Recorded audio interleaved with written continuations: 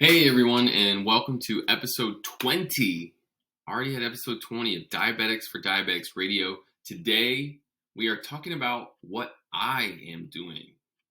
Me, the host, Bowie Madison. I am here to talk about all of the things that I am doing on a daily basis over the past 2 years that I've been diving into the diabetic research and learning more about the condition, alternative means of managing my own health, taking care of organs and organ systems, and talking about what I've done, how I've done it, why I did it. Now, this material can be a point of contention largely because people are so ready to take what I say and run with it. And I need to be very, very clear that I am not a doctor. I'm not a medical professional. None of what I talk about today is medical advice or any form of treatment or diagnosis for any sort of disease. I'm not recommending anything. I'm not suggesting anything. You have to do your own research for your own condition. That is how I've arrived at the things that I am doing and the successes that I have had. Just need to make that adamantly clear. These are not personalized recommendations or anything meant to treat diseases. Okay. That being said, I have had type 1 diabetes for 21 years. I am healing naturally, sharing information as I go. The past 2 years, I have been reading very diligently all of the research directly related to diabetes, as well as some marginal topics that I see as having possible connections to diabetes. If you're at all familiar with the podcast, I talk a lot about iron overload. Iron overload as a causative agent in the development of a lot of different chronic diseases. And, talking about iron branches into specific organs and organ functions. It branches into nutrition and supplementation. It has blossomed into this wonderful, beautiful project. And that's essentially what this podcast is talking all about, is how I've gotten to where I've got. So I do a lot of content via TikTok. Chances are that's where a lot of the people that I have here on my YouTube channel are coming from. But here I am. All right. So let's go ahead and get started.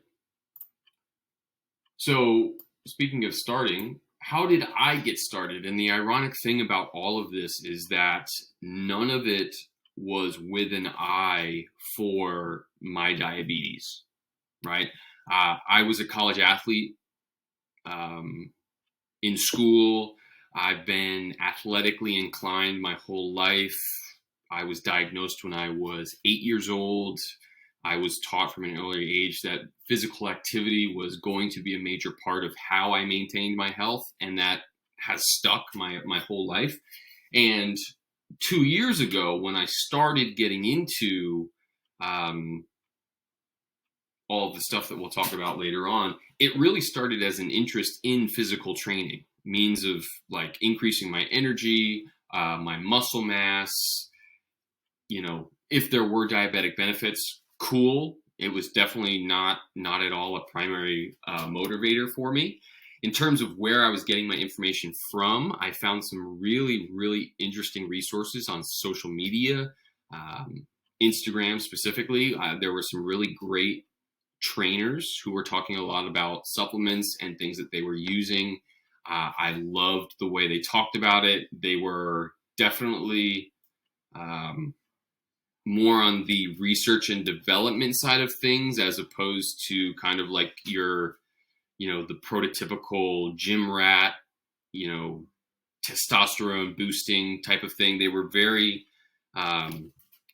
much more holistic and biohacking oriented in terms of understanding the human physiology. So that gelled with my outlook on everything. So I ran with it. And that's kind of what introduced me into the supplement world, specifically Shilajit, magnesium, and vitamin E. Those are all things that I've talked about through my social media.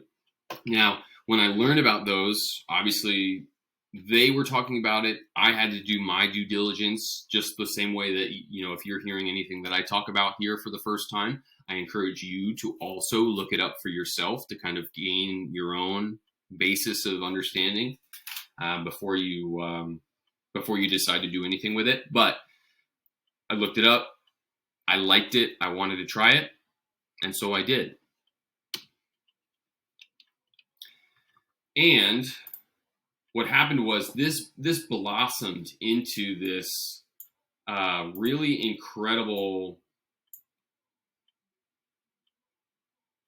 project, this personal project. So what had started as means of enhancing and getting more out of my workouts, it started to take on a diabetic edge. So I became entrenched in these alternative and holistic medicines related to the Shilajit, the vitamin E, and the magnesium that the training talk had got me into. Now, the same parties that had talked about those supplements connected me into this, kind of networked into a lot of other healthcare practitioners, alternative health practitioners that were using these same substances to address autoimmune conditions. Things like eczema, PCOS, Hashimoto's. And I said, okay, that's interesting. As a type 1 diabetic, we become conditioned to not really associate ourselves with a lot of the autoimmune community because we have been told throughout our lives with the condition that, yes, it's an autoimmune condition, but it also has genetic bases and there's no chance for a cure. And so, any sort of healing or talk about getting something into remission kind of like breezes over me as someone with type 1 diabetes because I think it doesn't apply to me. Even the term diabetes, and that got thrown around a couple of times too with those healthcare practitioners in terms of healing people with diabetes. They say diabetes, but as a type 1, when they say that, they're just talking about type 2. So, it was all interesting, and it kind of piqued my interest from as someone generally interested in health, but I never actually applied it to myself as someone with type 1. Iron overload was another common theme in a lot of these alternative health spaces. Again, they talked about it mostly in relation to autoimmune conditions. They mentioned the word diabetes without being specific, whether it was type 1 or type 2. I brushed it off as a type 2 kind of thing and not something that I really needed to think about. But that being said, I was still eager to try because I had my purpose in training and trying to get the most out of my physical body. And so I started supplementing. This was March or April of 2021.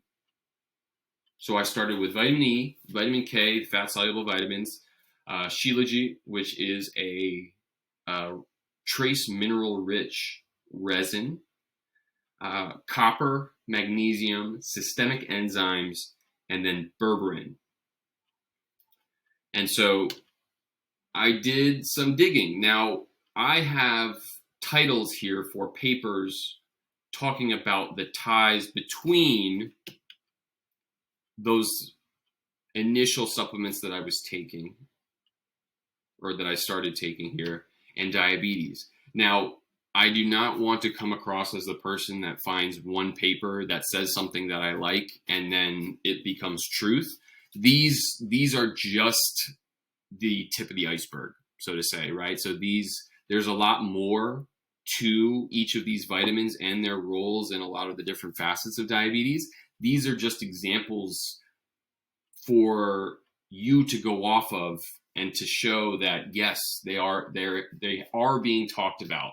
These are not at all the only papers. These are just a few that I have used. So you see vitamin E, beneficial role in diabetes and its complications. It's a very powerful antioxidant. It fights against a lot of the inflammation brought on by polyunsaturated fatty acids, hydrogenated vegetable oils, and it works in tandem with the other fat-soluble vitamins, vitamin K, vitamin A, and vitamin D, to maximize its antioxidant potential. Vitamin K is something similar. Vitamin K has an important role in bone health and proper mineralization of tissue. And I've talked about it on podcasts before, but calcium and calcification has a big role in the development of diabetes. Calcium is very important in the release of insulin by beta cells, and calcium imbalance resulting from a lot more upstream imbalances has a huge role in the development of diabetes. Vitamin K is something that makes sure that everything is working properly. It's also something that is not paid attention to in the Western diet. There's a effect of Shilajit on blood glucose and lipid profile. Again, trace minerals. There's a lot of information circulating on trace minerals and their effect on diabetes. I know chromium is very big. Vanadium, boron is having its day in the its day in the limelight. All of these trace minerals are present in Shilajit. Copper is another one, and you can see in the paper below that with zinc and copper, all of those trace minerals have a role in establishing balance in the body from a cell physiology standpoint, from a tissue function and organ function, everything like that. And they're most of those things are things that we are not paying attention to as a population, and it shows. Magnesium, again, this was such an easy find for me. Magnesium has been depleted in our soils, in our vegetables, through our lifestyle choices and stresses and, water filtration and what have you. And there's a huge correlation between magnesium deficiency and poor glycemic control. And so magnesium has been a major part of my supplement routine ever since I found out about it. And then below that, the article there, arterial calcification and diabetes. There is a huge tie between heart disease and diabetes, in theory, because chronically high blood sugar leads to stiffening of arteries, calcification of arteries, heart disease, atherosclerosis. And so I know I mentioned systemic enzymes. You'll see there in the top right of the grid, systemic enzymes are important substances that help break down fibrin, fibrolytic tissue. It helps promote fibrolysis, which is the breakdown of fibrotic tissue, the breakdown of calcification. So that's where the systemic enzymes came into play for me. And then berberine. Berberine is born of traditional Chinese medicine. It is, it goes by a couple different names, gold thread. Can't think of the other ones now, but berberine is a natural compound found in a lot of different Chinese herbal blends, and it has huge potential in regulating blood sugar, and it does it through a couple different means. One of the ways is that it acts similarly to the GLP-1s, the glucagon-like peptide 1 mimics that are in the market right now. Things like Trulicity, things like Ozempic, berberine has a lot of those similar effects, just from a natural compound. And I've been taking it ever since, for the past 2 years. Now, because I was getting the supplements recommendations and ideas from the health and fitness space, those things went hand in hand with also modifying my diet. So these past 2 years, I have prioritized whole foods, goes without saying, organic when possible, fruits and vegetables, making sure they're all washed, looking to avoid anything that is treated with glyphosate. If you can buy local, that's even better. Grass-fed meats when possible, when convenient, and then raw dairy as well. I live in a state where selling raw dairy is legal as long as it's from the farm where it is being produced. You're not going to be able to find it in a supermarket or anything like that, but luckily I live in a rural community where it is possible to find that. So raw milk, raw yogurt, raw cheese, those are, I prioritize those. And in general, my dairy consumption has decreased pretty significantly, mostly because of the convenience and the pricing of raw dairy products. Do I think it's the end of the world? Like a lot of people in the diabetic world say that dairy is the worst thing that you do for you because it's so inflammatory. I think people need to start making the distinction between whether or not it is processed and pasteurized or raw, and how much. I don't think dairy in and of itself is that bad, but it should be, in my humble opinion, the less treated, the better it will be for you. And if you drink or eat too much of anything, it's bad, right? So as long as you're taking it all in moderation, then I don't think it's necessarily a problem. I eliminated polyunsaturated fatty acids, so corn oil, soybean oil, vegetable oil, safflower, sunflower, palm, anything hydrogenated, Crisco, out the window. Don't want anything to do with it. Super inflammatory, just generally not good for you, and especially when it's combined in the products that you usually find it in. I minimized added sugars. So basically, if it's in a box, chances are I'm not going to eat it. I usually shop the periphery at the grocery store, sticking to the whole foods and vegetables, and that's about it. No enriched flours. Okay, so no commercial breads, pastas, baked goods, boxed processed foods, anything with enriched wheat flour, which has reduced iron added to it. I am not eating it. Don't want it, not eating it. That goes, local pizzeria, anything commercial where they are not specifically telling you about the flour, chances are very, very good that it has been enriched. And if it's enriched, it's got added reduced iron to it. If you follow this podcast at all, I've talked ad nauseum about the dangers and the trouble of consuming too much reduced iron. I have eliminated those entirely. I still do eat some things as treats with flour, but it is with unbleached, unenriched flours. King Arthur is a brand that I use a lot. And again, it is a rarity for me to partake in anything that uses flour. And I'm weightlifting regularly, at least 4 times a week, sometimes more. I take a daily walk. I'm probably walking somewhere between 3 and 5 miles a day.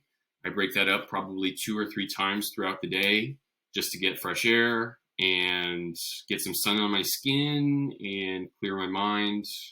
It's great stress management, and it's a great low-grade cardiovascular activity.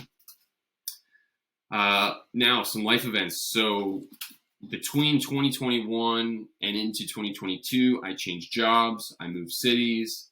I was a firefighter, which was extremely taxing on my sleep patterns. It was extremely taxing on my nutrition because of the kind of on-the-go, always on call nature of the job. I started to work remotely, which gave me a lot more freedom and flexibility in my self-care routine. Love that. I moved from Florida to California, so sunshine was never really an issue. There was a lot more green space where I was in California that allowed for me to kind of get outside, and from a stress reduction space was very helpful. And I also began consulting with an alternative health practitioner. So I kind of like took the dive, I spent the money, and talked to someone more familiar with this iron overload, with this mineral balance front of health that I was kind of becoming more acquainted with. And so it opened me up to new things, right? So more comprehensive testing. I wanted to find out where I was, right? I'm taking magnesium. Well, why am I taking magnesium? Am I low in magnesium? Iron, I'm finding out that reduced iron is bad for me, and chances are I have too much iron, but how much iron do I have? How will I know if I'm, losing enough iron for it to matter? So I got introduced to different blood tests. The Full Monty blood panel is one that I have stuck to because of how comprehensive it is in not just your iron load, but also the balancing components of it. Things like copper, things like vitamin A, things like magnesium, things like the enzyme ceruloplasmin, which is a crucial enzyme in your body that's responsible for loading copper and offloading iron.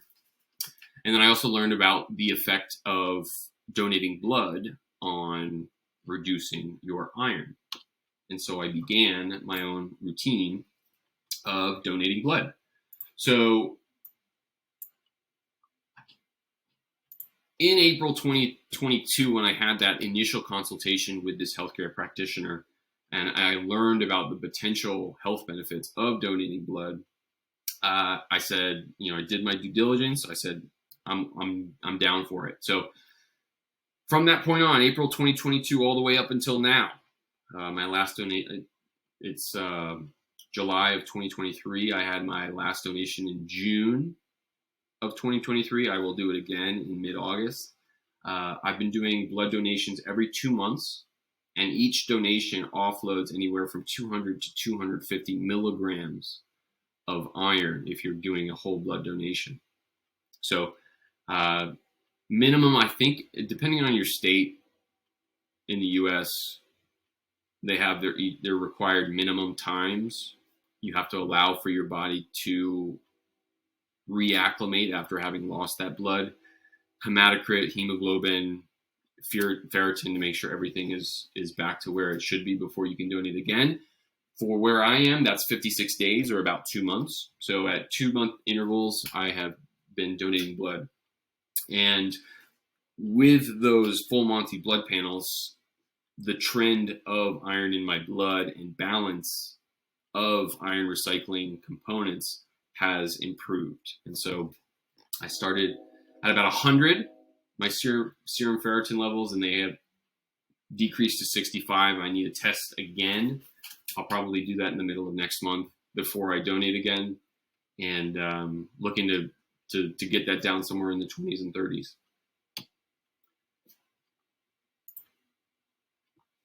And so I mentioned with that Full Monty blood panel, it opened my eyes to the components, not just of iron itself, but the components that go into a healthy iron recycling system. Magnesium, copper, vitamin A, those are all things that I wanted to increase to not just offload the iron via blood donations, but also increase my body's tools to be able to effectively manage the other iron that was also in my body. These were the three that I focused on: magnesium, copper, and vitamin A. Vitamin A I was getting via cod liver oil. I use a brand called Rosita cod liver oil. And those all brought about, in their own respects, huge improvements in my blood sugars, in my energy levels, my sleep quality, my stress management. Everything improved once I started to kind of hone in on getting rid of iron and also supplementing those supporting minerals. As things started to unfold, topic after topic, rabbit hole after rabbit hole, I started to learn more about the influence of the liver on the pancreas and the rest of the digestive and the endocrine systems. So I was excited about being able to address iron overload, which I saw and continue to see as the fundamental mineral basis for the inflammatory conditions that we find ourselves in. So I was happy with that, but I knew there had to be something more. And one of the toughest things about any of this is finding a brand that you trust for supplements, because I just did an episode not long ago on navigating the supplement industry. A lot of the supplements you find out there are not very trustworthy. They're not very transparent, and they're not very honest about what's actually in the supplement itself. And this is the primary argument against supplements that doctors use. If you tell them what to supplement, doctors are usually like, well, you need to be careful. It's not very regulated. You don't know what you're getting. And while that is true, that doesn't mean that they're not of any use and that you can't do your due diligence to find a company that is honest and is transparent in what they do.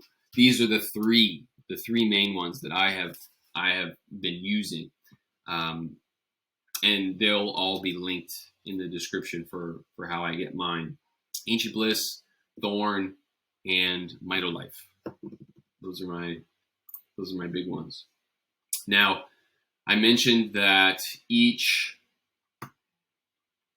I was excited about finding out about this deep-seated mineral root in the inflammation game that diabetics play. But it also brought to light that there are two fronts that every diabetic, especially type 1 diabetics, but every diabetic needs to think about. The first is managing the inflammation, right? The inflammation that brought about the beta cell destruction that desensitized us to insulin. What was that, right? So you can hit that as hard as you want, do everything right, decrease the inflammation, awesome. Does that guarantee that you won't be diabetic?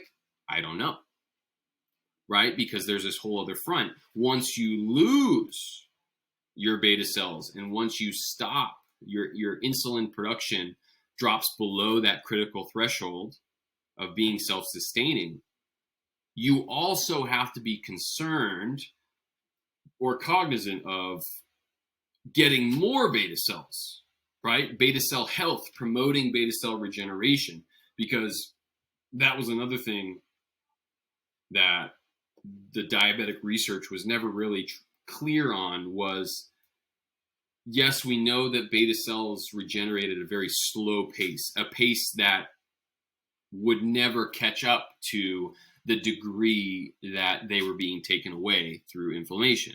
So we were kind of always, no matter, even if you did find a way to regenerate, for every one beta cell you gained, you lost 3 because of how inflamed you were. So I just, I kept digging, and I was looking for ways to regenerate beta cells. And I found a couple different compounds that in the research were being used to help promote that. So you'll see I have a few here. And again, these are just a few. There are more. I recommend that you continue to look for them. They're all there, and I've actually, on my personal website, I have given a summary, a synopsis of all of the papers that I see as being the most important in all of this. That'll be linked in my description as well. But Harmine is a natural compound that has been shown to have extremely beneficial effects in promoting pancreatic cell growth. Now, this first paper here, the evaluation of the effects of Harmine on beta cell function, they found that taking Harmine boosted cell growth in the pancreas, but it was not specific to beta cells. And really what a diabetic is concerned with is not, just regenerating pancreatic cells. It really needs to be targeted towards beta cells, because diabetics have alpha cells. Alpha cells are what make glucagon, which communicate with the liver to release glycogen into the blood, causing it to go up. We need to target the beta cells, which make the insulin, which bring it down, right? So the initial studies on Harmine were kind of like bah humbug, because, yes, it regenerates pancreatic cells, but it's not targeted for beta cells. But as you'll see here in that paper underneath, that GLP-1 receptor agonists synergize with what I'm going to call DERCA inhibitors.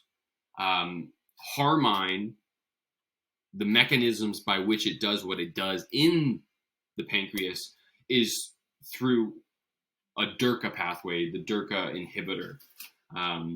So what the bottom paper did was they took a GLP-1, which is something like a berberine, right, which blocks the ability of the alpha cells in the pancreas to release glucagon and raise insulin.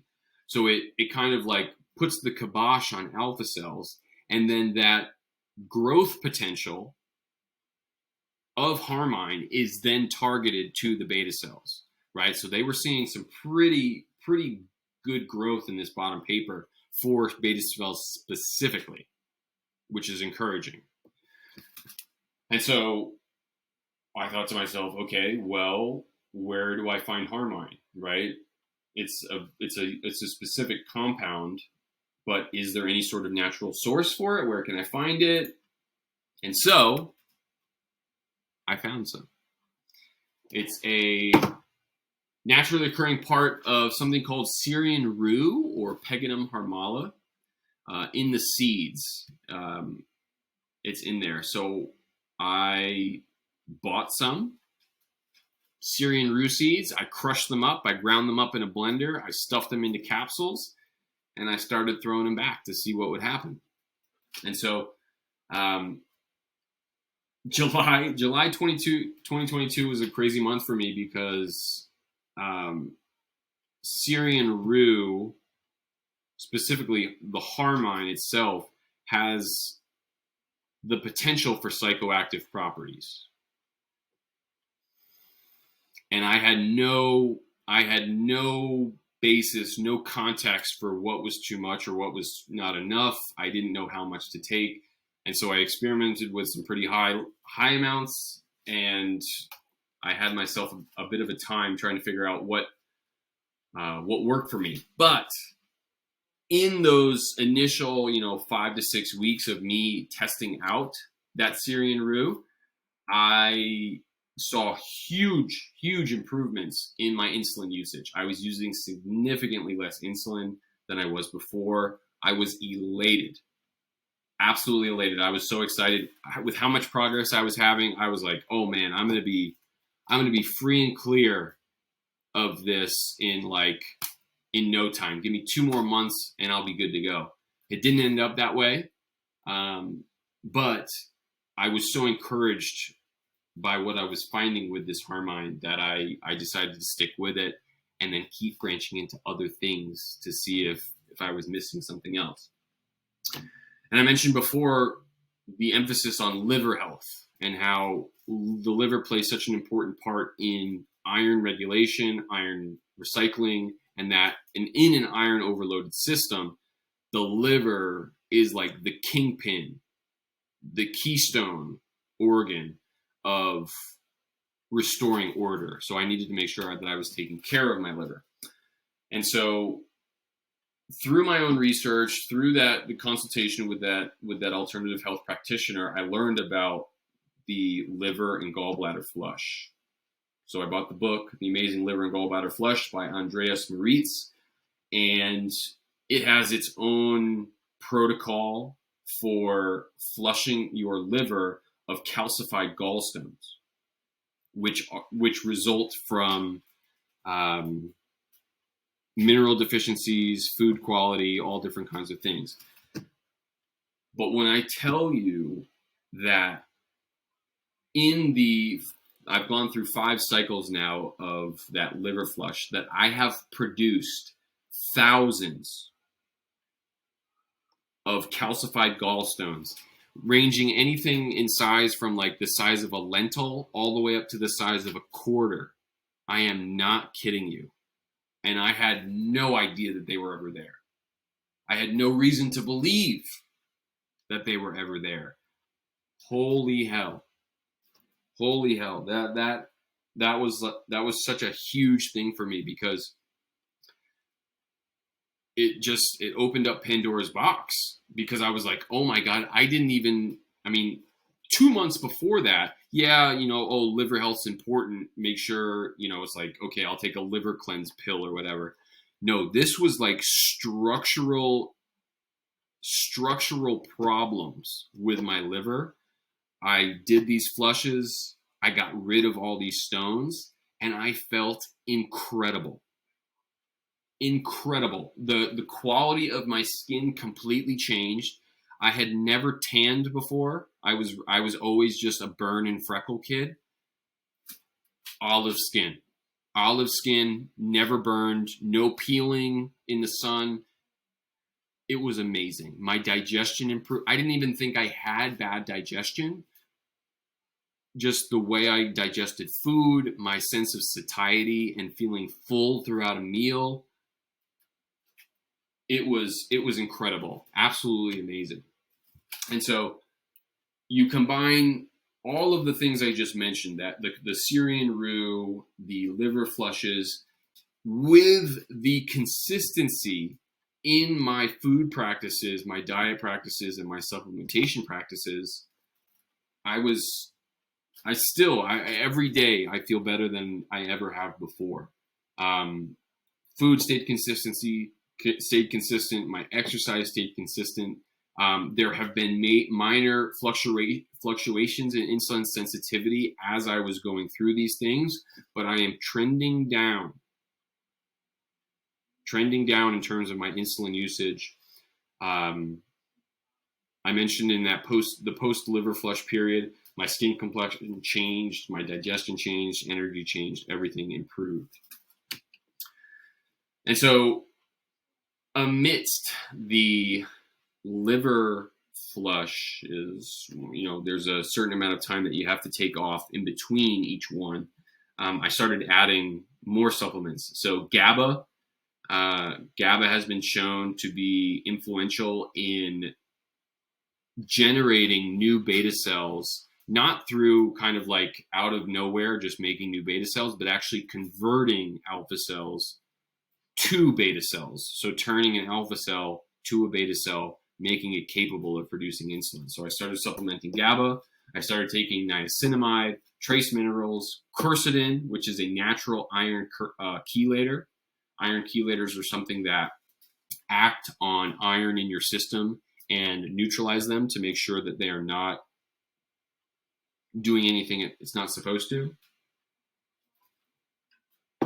I started taking oregano oil, 3 drops under my tongue every night, as means of just general immune health, addressing mold and parasites, what have you. And then anything related to liver health, I was looking to double down on that in conjunction with the liver flush that I was doing. You'll see here some quick paper headlines. So GABA promotes human beta cell proliferation and modulates glucose homeostasis. So I mentioned GABA converts alpha cells to beta cells. And then underneath that, I mentioned niacinamide before. Niacinamide is also called nicotinamide. They're the same thing. It's a variation of vitamin B3. And so niacinamide-induced increases in beta cell mass, they are super influential in beta cell health. So even if it's not regenerating new, it's preserving what you have already. I mentioned before trace minerals and their effects in managing diabetes and insulin resistance. Chromium, boron, selenium, manganese, the list goes on and on. And then for quercetin as well. It's a potent antioxidant. I'm willing to argue that it's an antioxidant because of its ability to chelate iron. So once I did the liver flush, my relationship with and attention to my digestion skyrocketed. I wanted to learn more about why, food started tasting different. I was never a big spicy food person. I cleaned my liver out. I love spice. My poops changed. I know you may not want to hear about that, but it just everything changed. My digestion slowed in a good way, not in like I'm constipated way, but in that I felt like I was getting more out of the food that I was eating, and I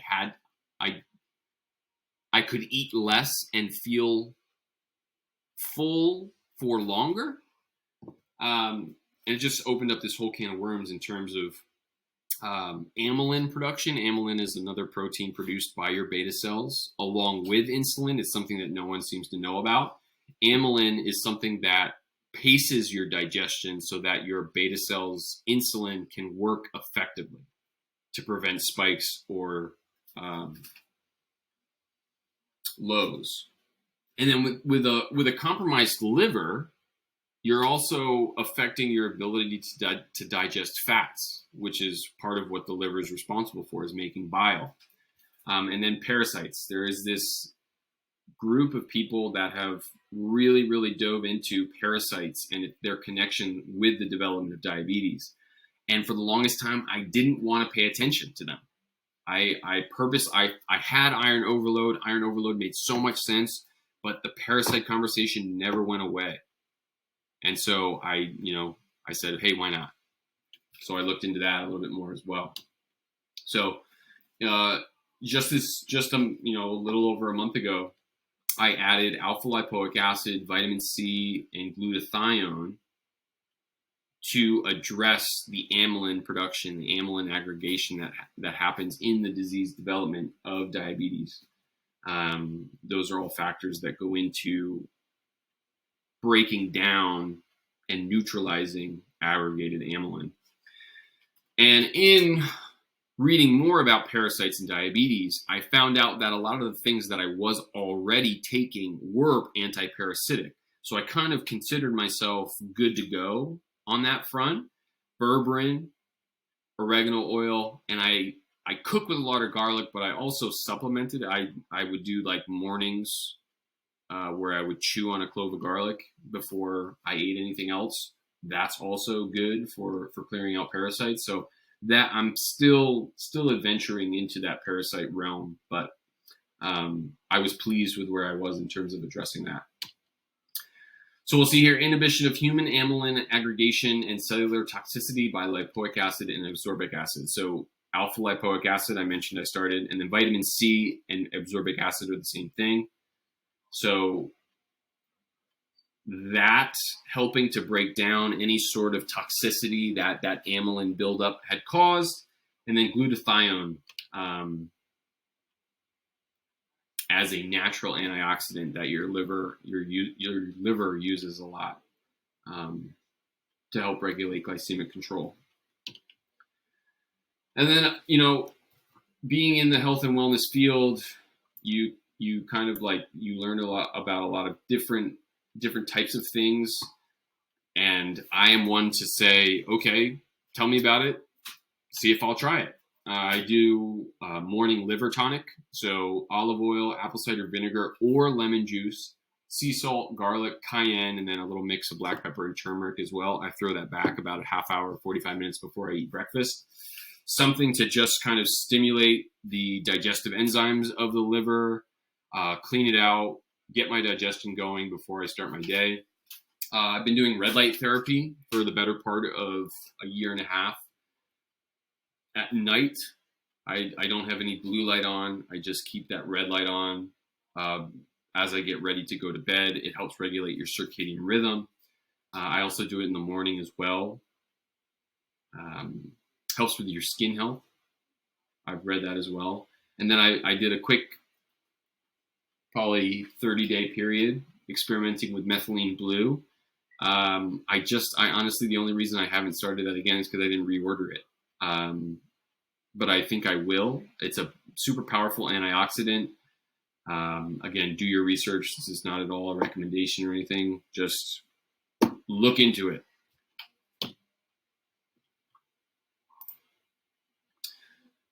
And then what has it done for me? So my insulin sensitivity has improved. I'm using less insulin daily. My basal rates compared to 2 years ago are about half of what they used to be.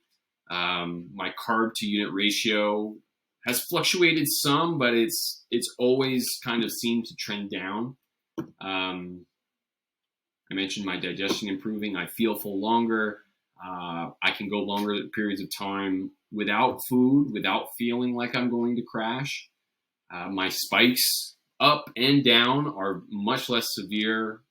I guard against lows a lot better than I used to.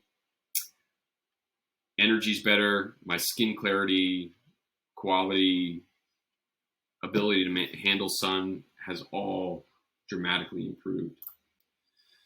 So, any of this sounds interesting? I wrote an entire book on how I have gone about this, why I've gone about this, and I've traced it in more depth than I have here on the ties between iron overload and the development of altered glucose metabolism.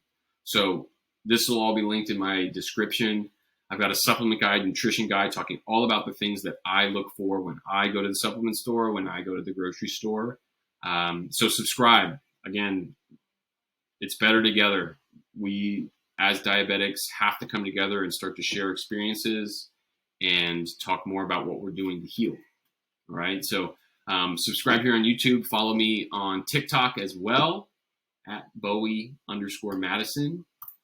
And thanks for being here. I really appreciate it. This is episode 20 of Diabetics for Diabetics Radio. I am your host, Bowie Madison. Thank you so much for being here, and enjoy the rest of your day.